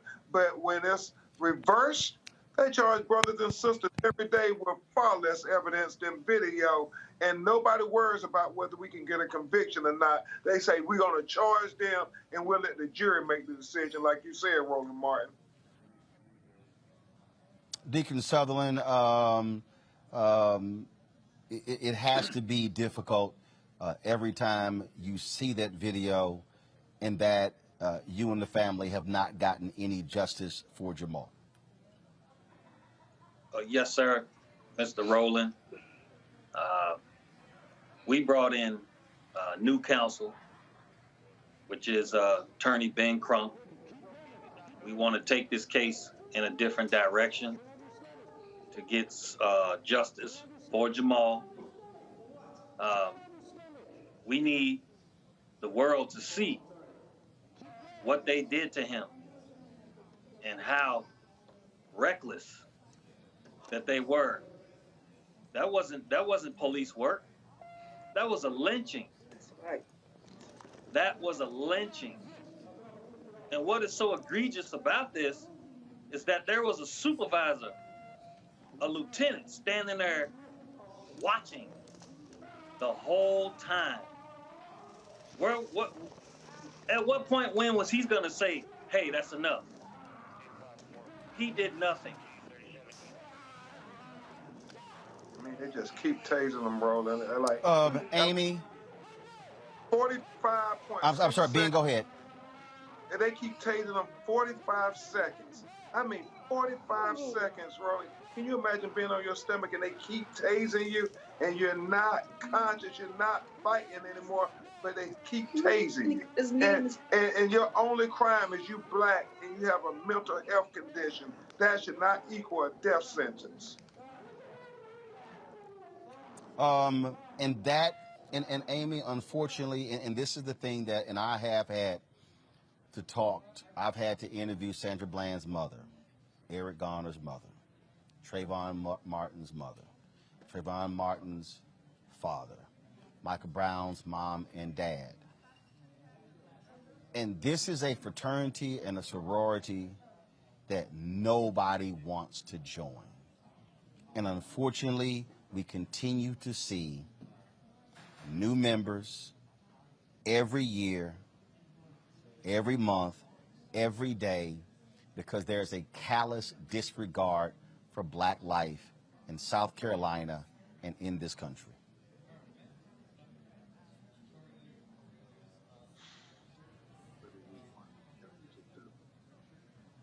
Amy, final thoughts. Well, only thing I say is that Jamal committed no crime really because he was in a mental health crisis. And innocent people are being murdered. And the system is failing us every day because nobody in the right positions are doing anything against the ones who are doing the wrong thing. If one person would step up and say, Scarlett, you're wrong, it would be a difference. And Scarlett is the solicitor who has not charged any police officer, even though Walter Scott happened under her purview as well. She didn't charge on the state level then. She hasn't charged on the state level now. The federal government has to come in and charge police for killing black people in the state of South Carolina. And that's why we're going to keep coming back, Roland, asking the Jamal Sutherland question. When will a state official in South Carolina charge a white police officer for killing a black person when you think about the hundreds of black people who have been killed by police in South Carolina throughout history? Ben, is there any update on the trial of the jury selection taking place of the white man on trial for killing Ahmaud Arbery there in Georgia? I know you also working with the family in that case. Yeah, Attorney Merritt and I have been studying the process. They keep trying to make the same ludicrous argument, Roland, that we don't know if we're going to be able to sit a fair and impartial jury. Well, we did it for George Floyd in Minneapolis, Minnesota, and that was even more high profile than Ahmaud Arbery. So why can't you sit a fair and impartial jury in South Carolina? And the last thing I'll say, Roland Martin, every time they say that ridiculous argument, we have to say, never, ever have I seen in my life where they would say, when a black man is accused of killing a white person, we don't know if we can get a fair and impartial jury. That's right. It is certainly a story that we have to keep telling. This is one of the reasons why I created Roland Martin Unfiltered, why we launched Black Star Network, because unfortunately mainstream media, they are only going to focus on some of these stories. There are far too many of them, but we've made a point that we're going to keep the pressure up and keep it going. And so that I can guarantee you that, Amy Sutherland and Deacon Sutherland, that we're not going to forget what happened to Jamal, just like we never forgot what happened to John Crawford III, what happened to so many other brothers and sisters who have been impacted and killed at the hands of jailers as well as police officers. We thank both of you for joining us. Ben Crump, always a pleasure having you on as well. God bless you, Roland Martin. Thank you, sir. Thank you. Thank you very much. I want to go quickly to my panel before I go to a break. Ben, I'm going to circle back to what I said earlier. This district attorney is elected. And we have to understand that if we don't realize the power of our vote, how we can put that person in, put that person out. In fact, somebody just sent me this tweet. Oh my goodness. It was dealing with Marilyn Mosby. If I can try to find it again. And it was just talking about the impact of a black prosecutor and how things change. I'm going to try to find that tweet real quick. But this is what we're talking about. And people need to stop playing games with this, because when we don't vote, prosecutors like this, they stay in power. That's absolutely right. And every time I hear one of these stories, I'm reminded of how consistent this type of behavior is, from Bob McCullough in Ferguson all the way down to the crisis that we're seeing today. We see prosecutors act on behalf of the policing agencies whenever it involves a black person. They become defense attorneys instead of carrying out the adversarial job that they signed up for and that we oftentimes voted them into power for. So we honestly need to hold these people accountable, not only at the ballot box, but every step of the way, because there's absolutely no reason, except for white so-called supremacy, that they would step in, a prosecutor. In no other instance will you see a prosecutor step in and behave as a defense attorney, except for when a cop has killed a black man. We cannot be silent. We must press, we must push, we must prod, Kelly. Otherwise, and the reason why we keep talking about these stories, because frankly, if we don't, who will? If these families don't have an outlet to be able to keep the attention on what happened with their family member, they're not going to be. There are people. This is the thing that really bugs the hell out of me, Kelly. There are people out there who go, man, I'm tired of seeing Ben Crump. There's a reason why families call Ben Crump. It's because he also understands the media game. And the reality is the squeaky wheel gets the most grease. And so you've got to stay in front of folks' face. You've got to be in media. You got to push. You got to prod. You got to say, you're not going to ignore my son, my daughter, and what happened to them. That's the same reason we got the Black and Missing segment, because if we don't do it, guess what? These black folks, they just simply go missing and no one says a damn thing. But that's exactly what happens. There are still, as much work as you have done, Roland, to bring light to the issues of Black and Missing and cases such as Jamal Sutherland. There are that many more and even then some cases and people who are missing and who have been, assaulted and rights have been infringed upon by police, and we don't know what those stories are because we don't hear them. Conversely, we are approaching month 2 of the Gabby Petito case on CNN and every other media news outlet. They get the backing because they are their own. And when we do not push, like you said, when we do not protect our own and try and figure out what happened to our own, frankly, nobody else will, because no one else cares. And if we don't care, no one else will.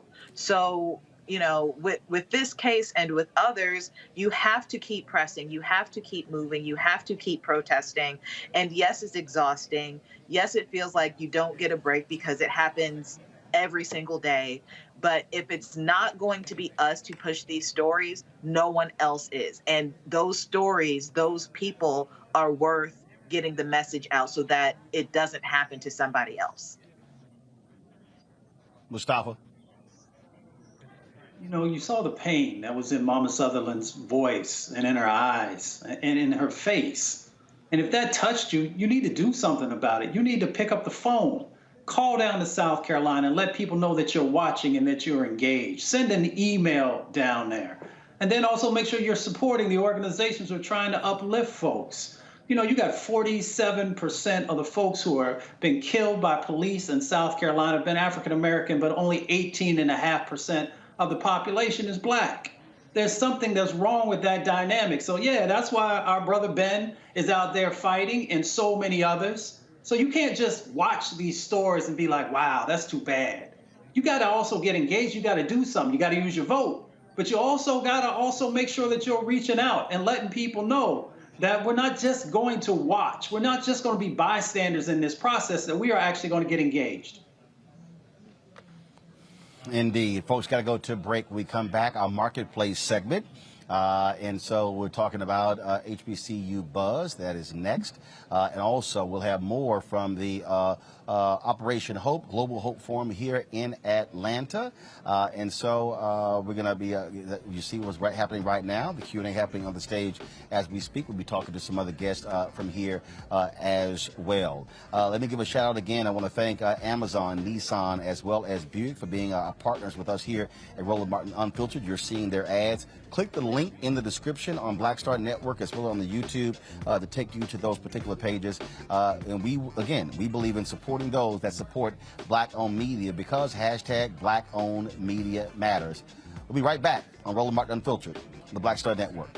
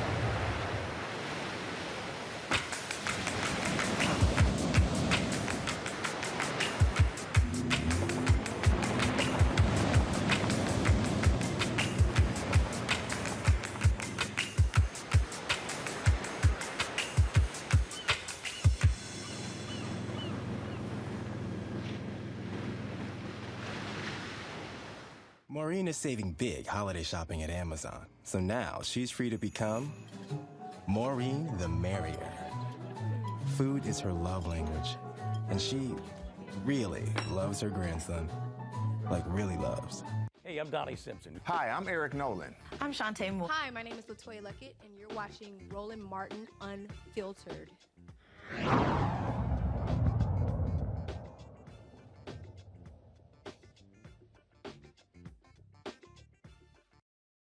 Possibly the negative corrosive effects of artificial intelligence. On the first one, that's like very nice of you to say. I am sure all of the credit goes Folks, we're to... here at the Hope Global Forum 2021 here in Atlanta, sponsored by Operation Hope. It is the 8th annual Hope Global Forum. We are live streaming this as we speak, and so we're glad to be here. And so we, of course, Q&As are taking place right now. Various CEOs are talking. PayPal CEO, Etsy CEO, Shopify CEO, they are talking. Chris Tucker is going to be speaking in a little bit later as well with Operation Hope founder Jamal Bryant. All right, folks, it's time for our marketplace segment.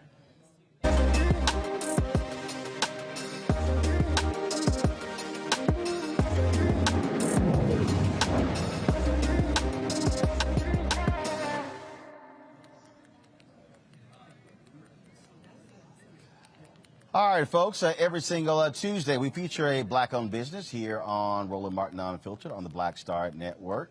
Why is that important? Because we don't want to just talk about why we need to have Black-owned businesses. We actually want to talk about individuals who are indeed in business. This week, we're talking about HBCU Buzz. HBCU Buzz.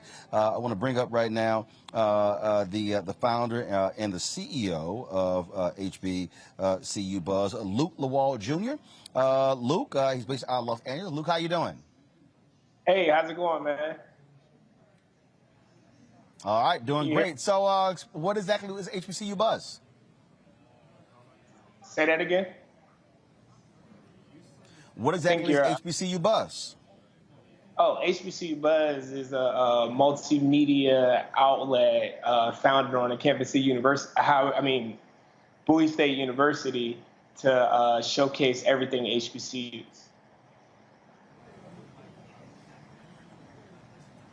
And so, in terms of what is your reach? What are you doing on a daily basis? You're talking about, obviously, HBCU Buzz, but how are you telling the story of HBCUs? So I'll give you a perfect example. When I started HBCU Buzz, I was on my dorm room in college at Bowie State University, and it was, I want to say about 10 years ago, and we were just on Twitter. And it's funny because all we did was tweet what was going on our campuses, but now we have over hundreds, thousands of followers on our website that read all our articles daily. We constantly publish news on all our different syndications, and via our social media channels and our email blasts and our newsletters, we're constantly spreading the gospel of historically Black colleges and universities. To be honest, it's proud that we're celebrating our 10-year anniversary because every year we're getting bigger and better. So you started, and obviously it began to build. Are you seeing more attention, more focus? I'm seeing more accounts that are being created that actually are having that has HBCU content. Yeah, I mean, what I love about this HBCU space, and probably one of the most important reasons why I started HBCU Buzz, is just to make sure there's no tree falling in the woods in our community, to make sure, every HBCU gets the coverage that they deserve, and seeing new outlets that come across, on the social channels and all the new news outlets that are coming out there is just an amazing thing. And even the attention that HBCUs are getting right now is just phenomenal. And, I'm a member of one of the greatest fraternities on the planet, and one of the loving things that we talk about in our fraternity is friendship and how essential that is. And, all the new outlets that are coming out, most of them are my friends and, colleagues of mine. So it's always good to kind of share the HBCU gospel. Questions from the panelists. Well, you mentioned Bowie, so might as well start with Kelly. Hey, Luke. Hope you remember me. I was one of your first followers on HBCU Buzz. Back when you started it. It's so good to see you again, and I'm incredibly proud of you. I guess just what's next? Are you thinking about doing streaming services, hard journalism? Is it going to be more on the entertainment side? What's next for HBCU Buzz? I mean, to be honest, we're doing all of those things. One of the beauty of HBCUs is there's an evergreen well, and the way we communicate is changing. It's funny, I just started my Snapchat account, and I realized the way our Gen Zers consume news is different. So we want to be more entertaining, more engaging, and more fun, and that's what we're looking forward to in the next 10 years. Ben. Yeah, great to see what you're doing, Luke. I wanted to know, do you have any type of polling or anything on your site that would indicate the best HBCU and why that HBCU is Bethune-Cookman University? Absolutely not. The best HBCU is HBCU Buzz in general, but if we're taking sides, it's absolutely Bowie State. But we do a number of different things to kind of showcase all the different HBCU students. We're getting ready to launch our top 30 under 30 next week, highlighting all the wonderful things that HBCU students and grads are doing in our community. So there's so many ways that we can highlight individuals and graduates like yourself from Bethune-Cookman. Bless you, man. Congratulations on all your success. Thanks. Mustafa.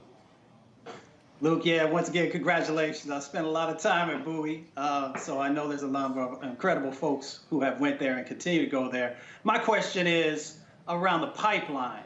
So is there a way that you're connecting with folks maybe who are in middle school and high school to also help them to understand the value added of going to an HBCU? Absolutely. Every year, I mean, we meet them right where they're at, right? We work with organizations like HBCU Unite to bring high school students to different HBCUs to kind of like figure out what different schools they want to apply for. I just seen the article that came out on Forbes that talked about the $50 million that went out in scholarships due to HBCU Unite. And, you know, like I said, when I say we meet them right where they're at, a lot of times they watch our social pages just to get that experience of what's going on our college campuses. All right, then. Well, Luke, it's glad to have you on the show. Congratulations on what you're doing for HBCU Buzz, and we look forward to what you do in the future. Absolutely. Thank you. All right, thank you so very much. All right, folks, going to a break. We come back more from the Hope Global Forum 2021 here in Atlanta. You're watching Roland Martin Unfiltered right here on the Black Star Network. Don't forget, download the app, all platforms, Apple phone, Android TV, Apple TV, Roku, Samsung, Xbox. Also, you can get it as well from Amazon Fire TV, Amazon Fire Stick. You can also support us, Bring the Funk Fan Club. Every dollar you give goes to support what we do. Our goal is to get 20,000 of our fans to contribute at an average of $50 each, $4.19 a month, 13 cents a day. Again, you can do so via Cash App, $RM Unfiltered, Venmo's RM Unfiltered, PayPal is R Martin Unfiltered, and Zelle is Roland at RolandSMartin.com, Roland at RolandMartinUnfiltered.com. I'll be right back. Oh, that spin class was brutal. You can try using the Buick's massaging seat. Ooh, yeah, that's nice. Can I use Apple CarPlay to put some music on? Sure, it's wireless. It's something we all like. Okay, hold on. What's your Buick's Wi-Fi password? Buick Envision 2021. Oh, you should pick something stronger. That's really predictable. That's a really tight spot. Don't worry, I used to hate parallel parking. Me too. Hey. Really outdid yourself. Yes, we did. The all-new Buick Envision, an SUV built around you. All of you. Betty is saving big holiday shopping at Amazon. So now, she's free to become Bear Hug Betty. Settle in, kids. You'll be there a while. Ooh, where you going? Hi, I'm Vivian Green. Hi, I'm Wendell Pierce, actor and author of The Wind in the Reeds. Hey, yo, Peace World, what's going on? It's the Love King of R&B, Raheem Devon, and you're watching Roland Martin Unfiltered.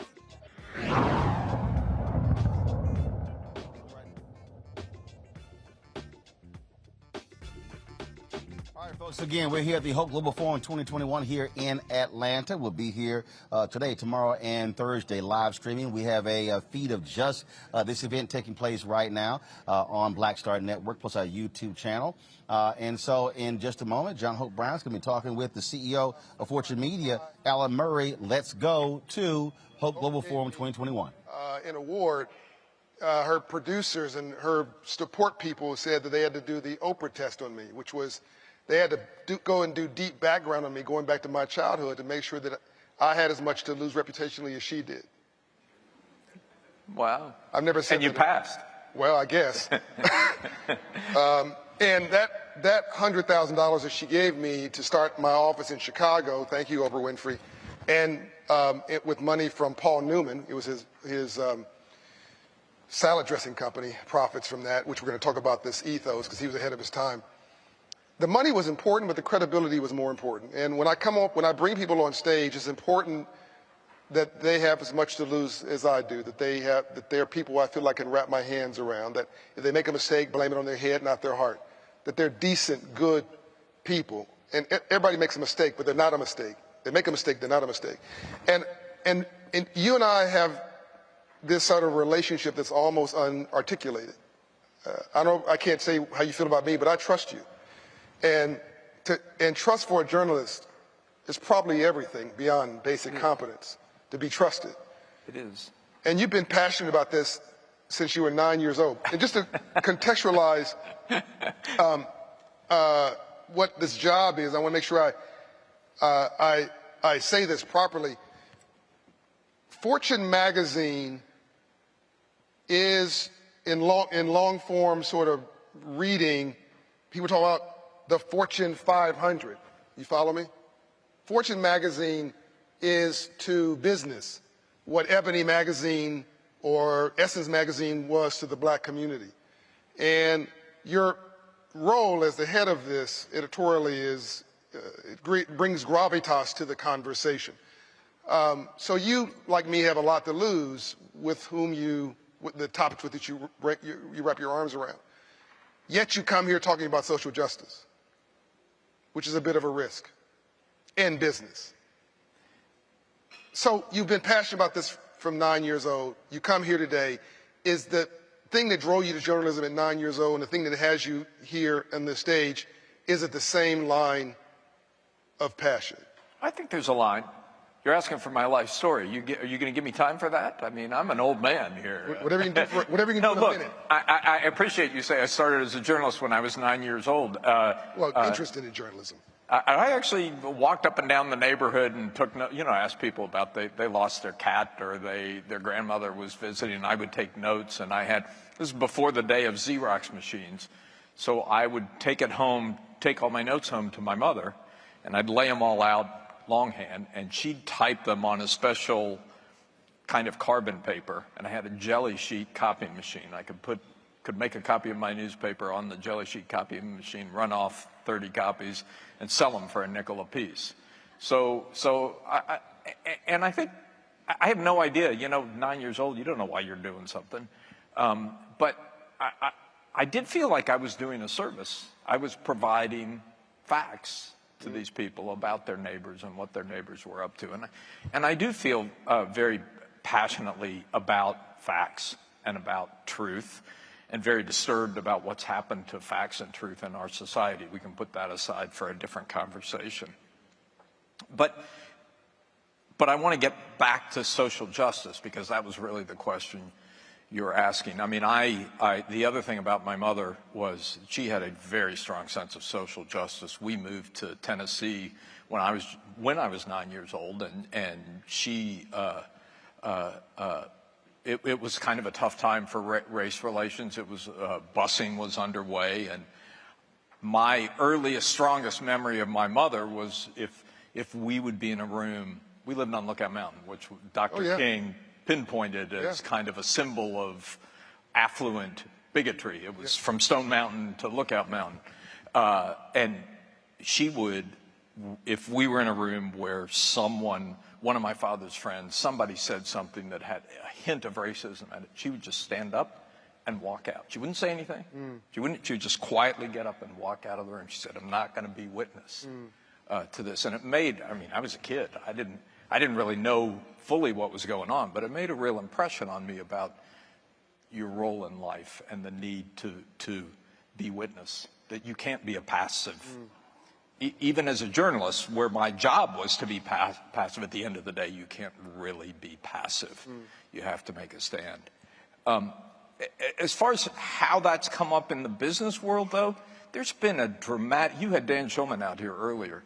Dan Shulman is a different breed of leader than existed when I started my career watching business journalism.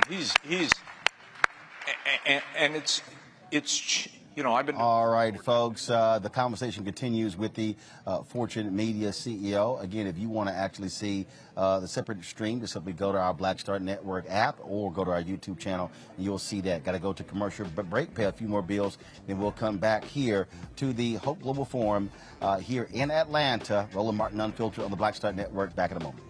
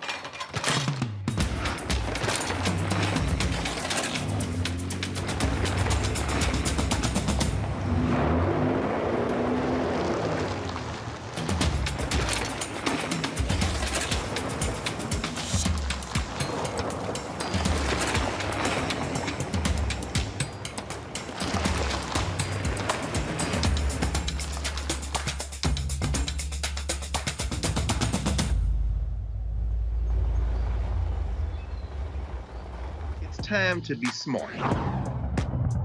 Roland Martin's doing this every day. Oh, no punching! Thank you, Roland Martin, for always giving voice to the issues. Look for Roland Martin in the whirlwind, to quote Marcus Garvey again. The video looks phenomenal, so I'm really excited to see it on my big screen. Support this man, Black media. He makes sure that our stories are told. See, this difference between Black Star Network and Black-owned media and something like CNN. I got to defer to the brilliance of Dr. Carr and to the brilliance of the Black Star Network. I am rolling with Roland all the way. Honored to be on a show that you own. A black man owns the show. Folks, Black Star Network is here. I'm real revolutionary right now. Roland was amazing on there. I love y'all. I can't commend you enough about this platform that you've created for us to be able to share who we are, what we're doing in the world, and the impact that we're having. Let's be smart. Bring your eyeballs home. You can't be Black-owned media and be scared. You dig?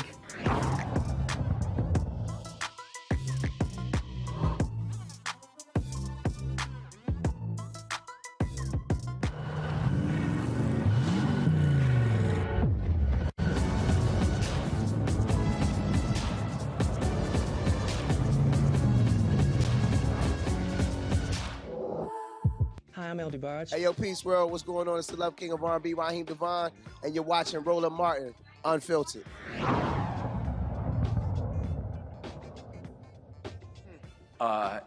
And so, folks, again, we're live here in Atlanta at the Hope Global Forum 2021, meeting the moment, hashtag HGE21. Right now, John Hope Bryant, who is the founder of Operation Hope, which sponsors this. He is on stage right now having a conversation with Alan Murray, who is the CEO of Fortune Media. Next up is going to be a conversation with Khan Academy founder Sal Khan, who we had right here on Roland Martin Unfiltered. And a little bit later, it's going to be a conversation with Etsy CEO Jamal Sutherland. And then there'll be a conversation with actor, comedian Chris Tucker. Let's go back to the room to listen in on this conversation. Great value in business. So, yeah, absolutely. So what I'm hearing this theme. Sam inferred it. Dan said it. You're underscoring it. This is very exciting stuff. You're telling me that what used to be sort of at the periphery, the human good, wellness, societal benefit, social justice, that we would call it, that these things are increasingly core. They are the core. They are the core. And look, we live in a very cynical society, and a lot of my colleagues in the press are very cynical. And so people, you know, when all those statements come out about George Floyd, people roll their eyes. And some of them probably were, you know, only words and not backed up by action. But the fundamental nature of business is changing, and it's changing in a good way because these issues are at the core of. So name a few, if you will, either individuals or companies that you think are getting it right these days. And I want to pivot to what the Business Roundtable did and how that's changed the nature of valuing what they call shareholder value. But I'll get to that in a minute. Let's talk about, and is Dan Shulman an outlier, or is he the new? So look, I've heard this. It's really over the course of the last decade. I think it was since the Great Recession that I started hearing this more and more. And when I have the opportunity in my job to speak to a lot of CEOs, and I ask them questions. And when I hear them say the kinds of things Dan says, I push them and say, why? Why are you saying this? I would have said Dan was an outlier 10 years ago. Mm-hmm. Less so today. I mean, it's probably not the majority, but it is a steadily growing group. You talk about the Business Roundtable statement. So one of the people who was instrumental in that was Ginny Rometty, who at the time was CEO at IBM. One of the things that she's done at IBM is say, we have a responsibility to train people. It gets to what Sam Altman was talking about. We have a responsibility to train people to take the jobs that are going to be created by this technological revolution. Yes. There will be jobs created. The challenge is, will people have the opportunity I love what he said about talent is widely distributed, opportunity is narrowly distributed. That's right. Will people have the opportunity to take advantage of these jobs that are going to be created? And so, and by the way, that's why I believe this infrastructure bill that's being debated and the human capital part of that, of retraining workers for the future, is so incredibly important. So important. So Ginny Rometty at IBM said, well, we train people, we train the people who work for us, but we really have a broader responsibility to society than that. And so they created this P-TECH program that trained thousands of people who never went to work for IBM. But it was to address the training challenge. And then she went on, by the way, after last year, she went on to join up with the two Kens, Ken Frazier, the CEO of Merck, and the former CEO of American Express, to create the 110 Initiative, which is, again, an effort to provide 1 million jobs over the next 10 years for people, good jobs, for people who wouldn't have gotten them otherwise. So, you know, I could give you give you dozens of examples of that. And we talked about speaking out. John Donahoe at Nike. John Donahoe is an amazing and has a personal story behind it. You know, he kind of took a year off after he was CEO of eBay to figure out what he wanted to do with the rest of his life, and he knew that he wanted to have a strong purpose, and he believes it. And it's been good for his company, as you point out. It's been good for PayPal. Mark Benioff, the CEO of Salesforce, I think has been really instrumental in this. I mean, he was the one, you know, as a journalist, trying to get CEOs to talk about controversial social issues over the years. It was, back to what I said, I mean, the standard view was, if it doesn't affect the bottom line of my company, I'm closing the door. I don't want to talk to you. I don't want to get involved. Keep me out of it. I'm going to focus on the bottom line. Benioff changed that.